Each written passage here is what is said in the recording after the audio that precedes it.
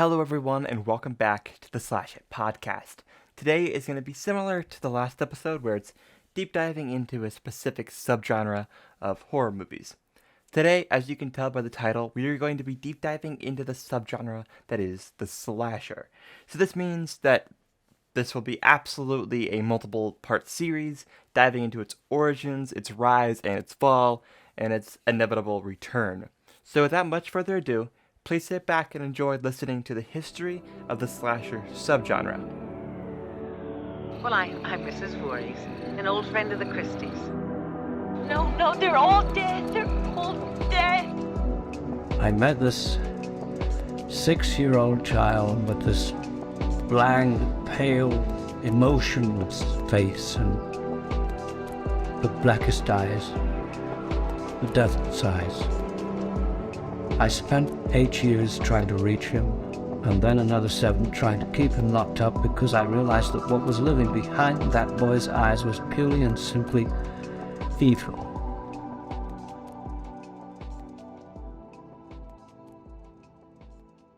Humans have always been scared of people who want to, kill them.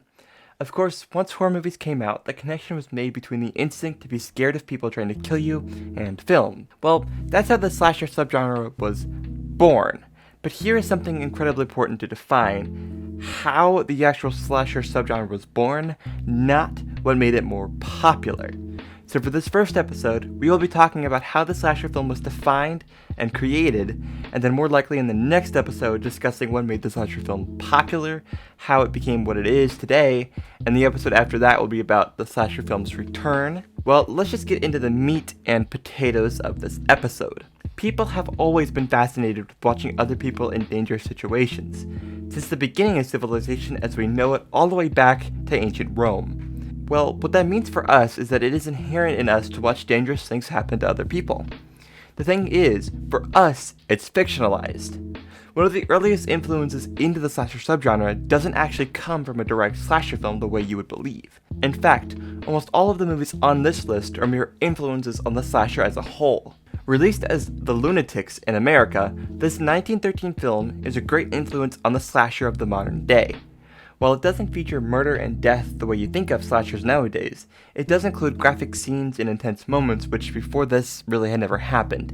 This film is often called the first feature-length French horror movie, and it actually was part of the reason for the implication of the Hays Code in the 1930s. The story for this film will show you exactly what I mean. The story follows a journalist and his spouse as they visit an abandoned castle with a moat that had been converted into asylum, with the intention of writing about a novel method of patient care that is rumored to be used there. When they arrive during a storm, they soon learn that the convicts have taken over and that cutting the throat and gouging out an eye is the cure for insanity. While one doctor appears to be using this method, another thinks that he can float. The reporter is pulled to a table to undergo the cure, when escape appears unachievable. However, a gust of wind scatters the doctor's papers, creating a diversion, and with the assistance of a friendly prisoner, the two characters are able to escape. The eye gouge out cure was not something that the average filmgoer was expecting or ready to see. Our next film takes a slight detour from what you're expecting, but it is important nonetheless. The Bat is a 1926 movie based off a novel from 1908 called The Circular Staircase. It's more of a whodunit style movie rather than a straight up horror flick. However, it does include a mysterious figure who goes around killing people. While less graphic, think whodunit slashers like Friday the 13th, or Prom Night, or Sleepaway Camp. The reason this movie is so important to point out is the formula for slashers sort of is set up in this film. The main protagonists are looking for the Bat, who has been killing people for a while before they find him and burn him alive in the garage. This original film was lost until the late 1980s, where eventually one print was found and remastered. There was a remake starring the legendary horror icon Vincent Price in 1959, the film's 33rd anniversary. This next film, which is probably the first of these horror films that are well known, show you just how great the difference was between a movie from 1926 and then this movie, 1932. Entitled The Old Dark House from 1932, this film was directed by James Whale, who gave us the original Frankenstein and The Bride of Frankenstein. This film follows a couple who is lost in a heavy rainstorm who takes shelter in this castle. Without spoiling how this movie goes, part of where the whole idea of It's Always the Butler actually comes from this movie, which is very interesting. This was another film that was considered lost for many years until 1968. They eventually found an original print for this film and it was restored and remastered. As far as you could remaster in 1968, to be fair. One thing that is incredibly interesting and something I actually thought of when I read the synopsis for this film, but I wasn't positive until I did some more research, this film was actually part of the inspiration for the Rocky Horror Picture Show. Especially just the beginning and the whole castle aspect of that film was partially taken from this movie. I think at this point in the history of the subgenre, we are now entering a very interesting period for film, not only for horror, but also for film in general, as we now enter the Hays Code, which pushed films to try to break the rules as much as possible and as fast as they can. The next film we're to talk about is technically pre-code, but just barely, and you'll understand why I'm saying that in a second. The film, called 13 Women, is one of the first all-women ensembles, and the plotline is one of the most interesting from one of these early pre-code films. While it was produced as a pre-code film, it was edited, including entire characters cut from the film. Here is a general synopsis of the plot. Who are sorority sisters at an all-girls college, all write to someone who by mail sends each a horoscope foreseeing swift doom. Eventually, one woman was forced to leave school.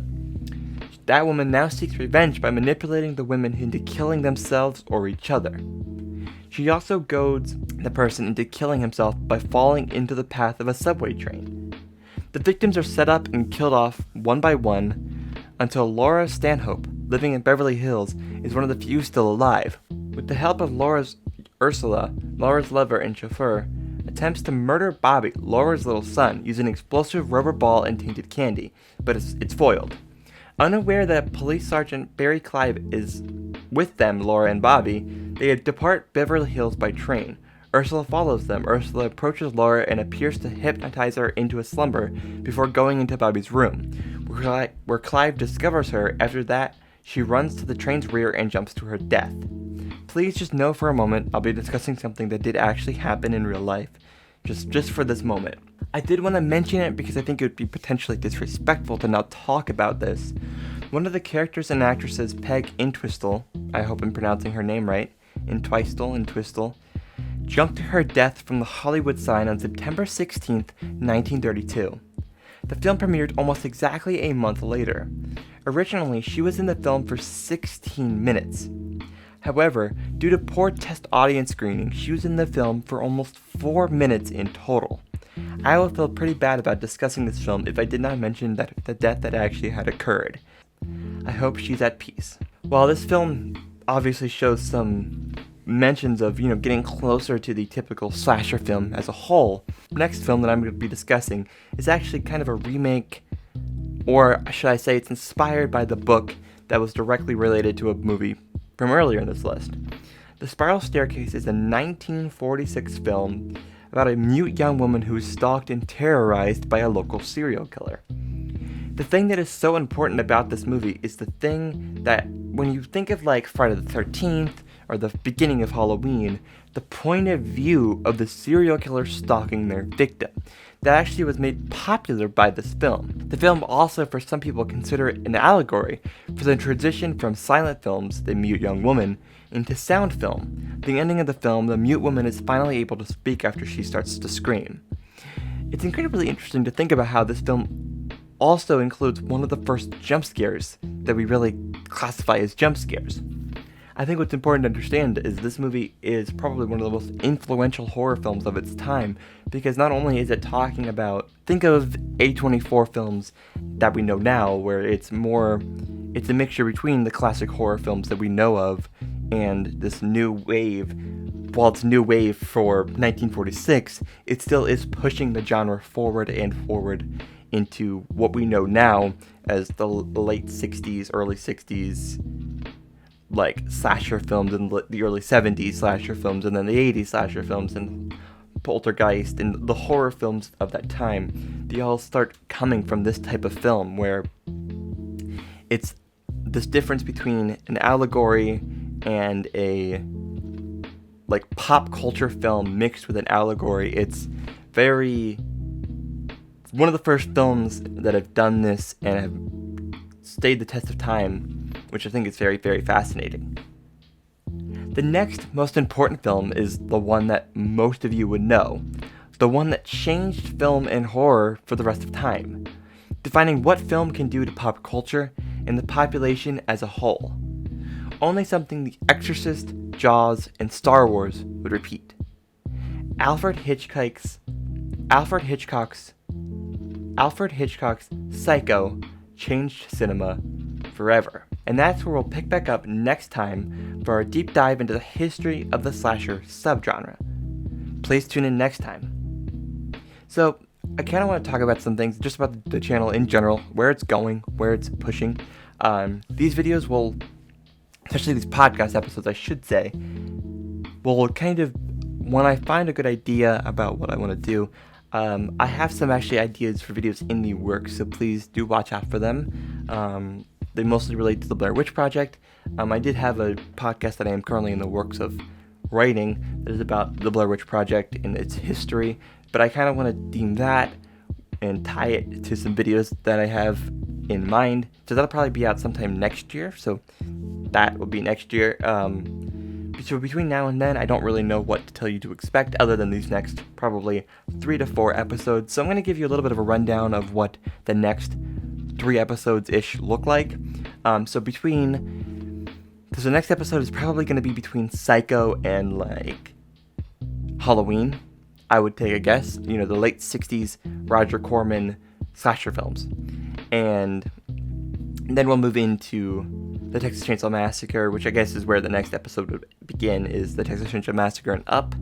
Around that time, it's like 60s is next episode, 70s is the episode after, 80s will be the episode after that one probably, and then we'll do 90s and above, so 90s Scream to today. So that's kind of where that will be headed, at least. So if you guys have any ideas for these types of podcast episodes or other videos that you guys, want to see on my channel, on my YouTube channel, if you're listening to this on my podcast feed, thank you for listening audio.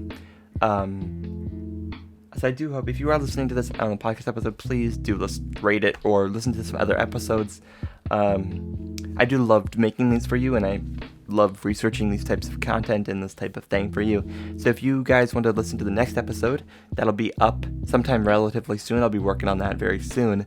So yeah, that's really all I have for you guys today. Thank you for listening. Thank you for taking 15 minutes out of your time today. And like always, treat every day like it's Halloween.